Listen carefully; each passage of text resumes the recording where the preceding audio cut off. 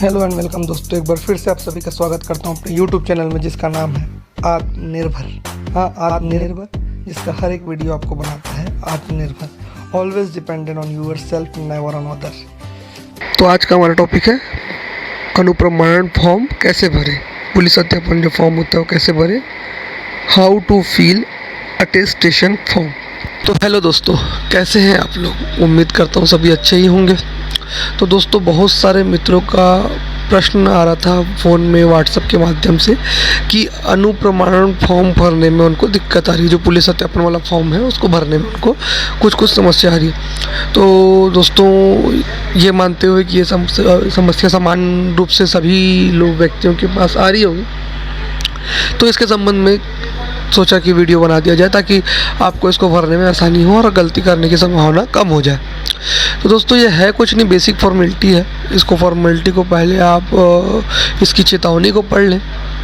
इस पे क्या है, इसकी चेतावनी में ना सारी चीज़ों को उल्लेख है कि आपको क्या दस्तावेज, क्या विवरण आपको बताने हैं, क्या नहीं बताने हैं। कोई मिथ्या विवरण नहीं देना है आपको। पूरे जो भी जानकारी आप देंगे वो सत्य एवं निष्ठा के साथ देना है।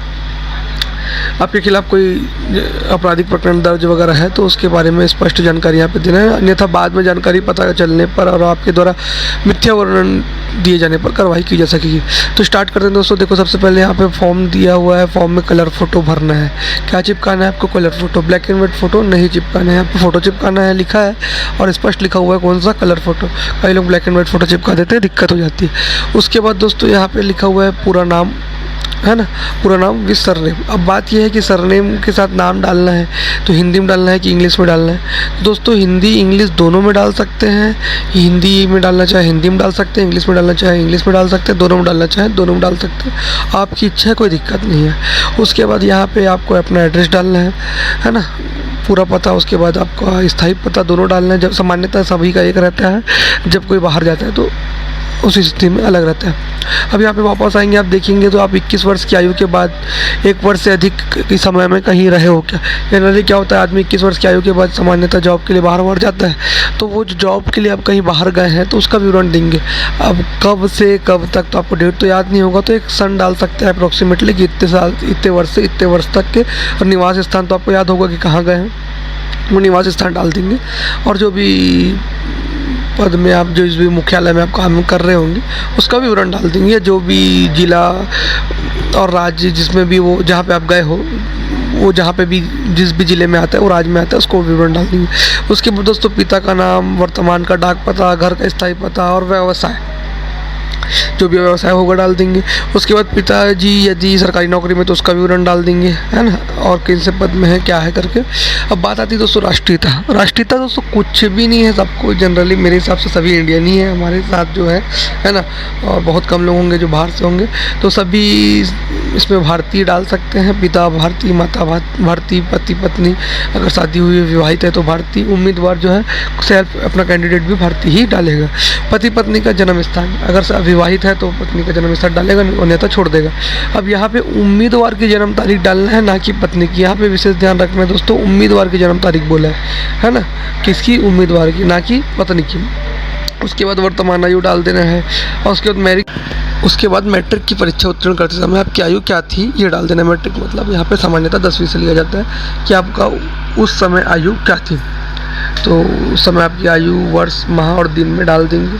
ठीक है, दिन का पता नहीं रहता, मैं जानता हूँ, इसलिए आप माह और वर्ष डाल सकते हैं, दिन को एक मान सकते हैं। जैसे कि मान लो आपका रिज़ल्ट में लिखा हुआ है मार्च 2010, है ना, आपका जन्म जो है 1990 में हुआ, एग्जाम्पल बोल रहा हूँ, तो आपका 10 वर्ष या 20 वर्ष जो भी उसमें काउंट करके डाल देंगे। माह जो है मार्च के हिसाब से डाल देंगे और दिन जो है आप 1 दिवस मान के चलेंगे, क्योंकि इसमें दिन का उल्लेख, स्पष्ट उल्लेख नहीं रहता जब तक कि, है ना, रिज़ल्ट में सिर्फ मार्च महीना और वो लिखा हुआ था। उसके बाद स्थान डाल देंगे, जन्म स्थान, और राज्य डाल देंगे। आपका धर्म, धर्म दोस्तों यहाँ पे ध्यान रखने वाला चीज़ ये है, बहुत सारे मुस्लिम भाई लोग कंफ्यूज हो जाते हैं, वो मुसलमान लिख देते हैं। मुसलमान नहीं लिखना है। मुस्लिमों का धर्म जो है मुसलमान नहीं होके इस्लाम होता है। क्या होता है? इस्लाम होता है धर्म। ठीक है दोस्तों, इस्लाम डालना है यहाँ पे। उसके बाद इस्लाम यहाँ पे डालने के बाद जो हिंदू भाई लोग हैं अपना हिंदू धर्म डाल देंगे, बाकी गैर धर्म के भाई लोग भी अपना अपना अपना धर्म यहाँ पे उल्लेखित कर देंगे। उसके बाद क्या आता है दोस्तों कि ये सबसे कन्फ्यूजिंग पार्ट है जिसको लोग बहुत ज़्यादा कन्फ्यूज़ हो रहे हैं कि यहाँ पे हम स्कूल महाविद्यालय का नाम और प्रवेश की तारीख कहाँ से लाएँ, वहाँ लेने थोड़ी नहीं जाएंगे, ये सब उनका प्रश्न है। तो ठीक है, लेने नहीं जाना है, कोई दिक्कत नहीं है। सबसे पहले आपने क्या क्या कोर्स किया उसको यहाँ पे डाल देंगे। कोई 2 कोर्स आपने एक साथ किया है तो उसको दोनों को एक साथ डाल देंगे। एक ही जगह से किया है तो दोनों को एक साथ भी उल्लेखित कर सकते हैं। प्रवेश की तारीख डालना है और साला छोड़ने की तारीख डालना है। अब बात यह कि प्रवेश की तारीख में क्या डालें, तो प्रवेश की तारीख हमको मालूम नहीं है, लेकिन प्रवेश का ईयर हमको मालूम है। ईयर कैसे मालूम है दोस्तों, जैसे आपने 10वीं या 12वीं पढ़ा है तो 10वीं या 12वीं में आपका जो रिज़ल्ट घोषित किया गया है उसके 1 वर्ष पूर्व जो है वही वित्तीय वर्ष चला होगा, वही वित्तीय वर्ष जो है आपका शैक्षणिक सत्र रहा होगा। तो आप जैसे 2020 में कर रहे हैं तो आपका 19-20 सत्र रहा होगा, तो प्रवेश की तारीख का जो ईयर हो जाएगा वो 19 हो जाएगा और साला छोड़ने का तो तारीख हो जाएगा वो 20 हो जाएगा। अब बात यह है कि प्रवेश की तारीख में माह कौन सा डालें, तो 10 जनवरी जनरली क्या होता है कि जो 10वीं 12वीं की परीक्षा होती है ना, 10वीं 12वीं की जो या स्कूल का जो एडमिशन होता है, 10वीं 12वीं की स्थिति बोल रहा हूँ या जैसे भी स्कूल की एडमिशन हो, उसमें जो एडमिशन होता है वो जून में होता है। किस में होता है? जून में। और जो छोड़ने की तिथि होती है वो माह और ईयर रिजल्ट में लिखा हुआ होता है। तो मान लो कि 2020 में किया है किसी ने, मार्च 2020 में किसी का रिज़ल्ट आया, मतलब वो यहाँ पे क्या डालेगा, छोड़ने की तारीख में तारीख ना डाल के केवल माह और ईयर डाल देगा, मतलब कि मार्च 2020। और प्रवेश की तारीख में क्या डालेगा, प्रवेश की तारीख में अगर डालना है तो केवल ईयर भी डाल सकता है, केवल ईयर डालेगा तो भी काफ़ी है। यदि ईयर नहीं डालना है ना, ईयर नहीं डालना है तो केवल जो है माह भी डाल सकता है, केवल जून माह भी डाल सकता है। जून माह और ईयर जून 2019 लिख देगा और यहाँ पे मार्च 2020, जैसे अगर मार्च 2020 को रिजल्ट आया तो मार्च 2020 लिख देगा। उत्तीर्ण परीक्षा 10वीं 12वीं जो भी रहेगी वो लिख देगा। कॉलेज की स्थिति में क्या होता है दोस्तों, 15 अगस्त के पहले एडमिशन लिया जाता है, 15 अगस्त के पहले एडमिशन लिया जाता है। अतः आप इसमें जुलाई डाल के, जुलाई माह में जुलाई लिख के ईयर में ईयर जो भी ईयर आप पढ़े हैं वो लिख सकते हो। अगर आपने यूजी पीजी एक साथ किया हुआ है, क्योंकि कॉलम कम है, 10वीं 12वीं तो 10वीं प्लस 12वीं आपने एक ही स्कूल से किया तो एक साथ डाल सकते हो, या यूजी प्लस पीजी आपने एक साथ किया तो एक साथ डाल सकते हो, जिससे आपको जो कॉलम कम होने की समस्या है उसका भी निराकरण हो जाएगा। तो दोस्तों प्रवेश की तारीख में केवल माह और ईयर डालें और छोड़ने की तारीख में केवल माह और ईयर डाल दें। वो माह और ईयर नहीं डालना है तो केवल ईयर भी डाल के काम चल सकता है, कोई दिक्कत नहीं जाएगा। उसके बाद यदि आप कोई पद में नियोजित रहे हैं तो पद का विवरण डाल दें, जैसे ऑपरेटर में रहे तो ऑपरेटर कि अब कब तक के रहे हैं, कौन से कार्यालय में रहे, और छोड़ने का रीज़न क्या है। छोड़ने का रीज़न वर्तमान पद में चयन भी लिख सकते हैं, कोई दिक्कत नहीं। उसके बाद आपको पुलिस वाला चीज़ पूछा गया है कि आपके ऊपर कोई अभियोजन चला है क्या, आप अभी गिरफ्तार हुए हैं क्या, तो जो भी आपका विवरण होगा, जनरली नहीं किए गए होते हैं तो ना भर दें, अगर किए गए हों या कुछ जानकारी हो तो छुपाए ना, उसको बता दें। उसके बाद यहाँ पे आपको किसी संघ से जुड़े हुए हैं तो उसका विवरण देना है। यहाँ पे B.Ed संघ की बात नहीं कर रहे हैं, दूसरे संघ की बात कर रहा है, उस संघ का नाम यहाँ पे हाँ लिख के नहीं डाल देना है। उसके बाद आता है कि उम्मीदवार के हस्ताक्षर, तो अपना हस्ताक्षर जो भी आप चलाते हैं वो कर देंगे।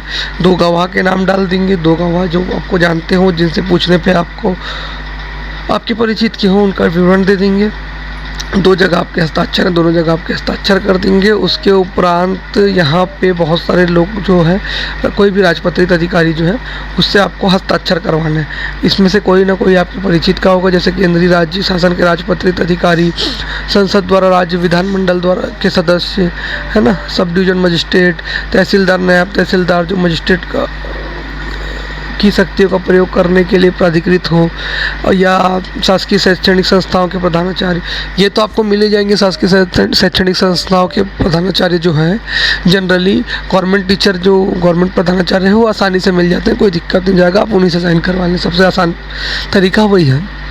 उसके बाद यहाँ पे अपना नाम डाल दें, यहाँ पे अपने पिता या पति का नाम डाल दें, और ये कितने वर्षों से आपको जानते हैं, जैसे 15 वर्ष, 20 वर्ष, है ना, 25 वर्ष, जितने वर्षों से भी आपको जानते हैं उसका विवरण डाल देंगे, कोई दिक्कत नहीं है। उसके बाद उनका साइन करवा देंगे, यहाँ पे उनका साइन होगा दोस्तों, हस्ताक्षर, पद व स्थिति तथा पता उनका रहेगा, ना कि आपका। इनमें से जिनका भी नाम आप डालोगे उसका रहेगा, आपका नहीं रहेगा। हस्ताक्षर धोखे से अपना साइन नहीं कर देंगे, यहाँ पे अपना हस्ताक्षर नहीं करेंगे, उस अधिकारी जो सक्षम अधिकारी होगा उसका डालेंगे। उसके अतिरिक्त दोस्तों में नीचे जो है वो कार्यालय द्वारा भरा जाने वाला चीज़ है। बाकी ये जनरल फॉर्मेलिटी है, इसके लिए टेंशन लेने की आवश्यकता नहीं है, बेसिक फॉर्मेलिटी आप इसको पूर्ण कर सकते हैं। वीडियो अंत तक देखने के लिए धन्यवाद।